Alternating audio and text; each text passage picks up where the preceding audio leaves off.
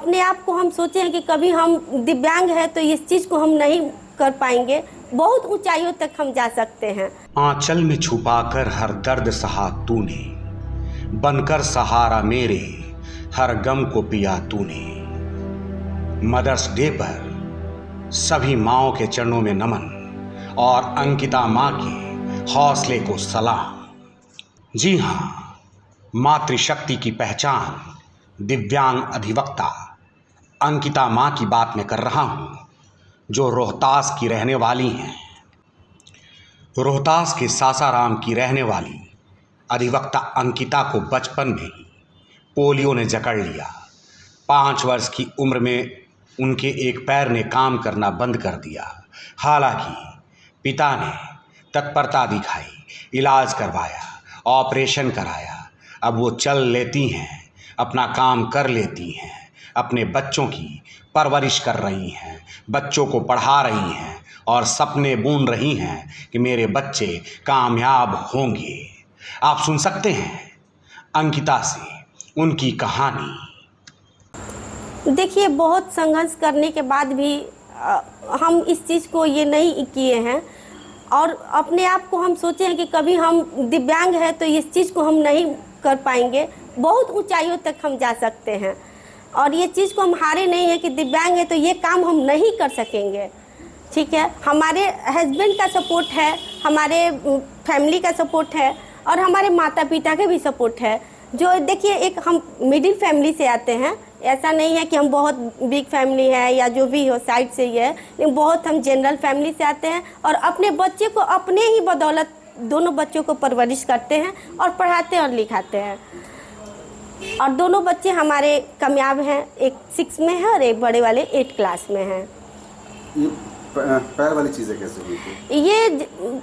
ये 5 साल के जब थे तो हमारी दादी ने, पहले के लोग पढ़े लिखे नहीं होते थे तो इंजेक्शन दिलवा दी ले जाकर फीवर में ही।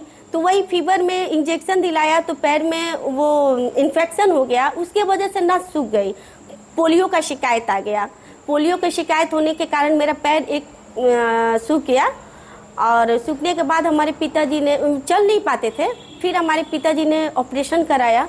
ऑपरेशन कराने के बावजूद फिर थोड़ा बहुत चल पाते हैं और चलने के वजह से आज कुछ काम है जो हम अपना धीरे धीरे कर लेते हैं, कोई दिक्कत नहीं होती है। दिव्यांग होने के बाद भी आपको लोगों का ताना सुनना पड़ा? जी जी जी जी, ताना तो सुनना पड़ता है, ऐसा नहीं है। अगर आज हमारे पिताजी कहीं भी जाते थे शादी वगैरह के लिए करने के लिए तो लोग बोलते थे कि लड़की दिव्यांग है, कैसे करेगी कोई काम, अगर कोई काम होगा या कहीं जाना होगा तो कैसे जा पाएगी।